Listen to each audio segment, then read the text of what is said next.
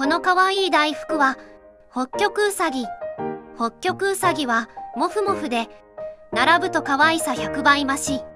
ホッキョクウサギはマイナス40度でも耐えられる。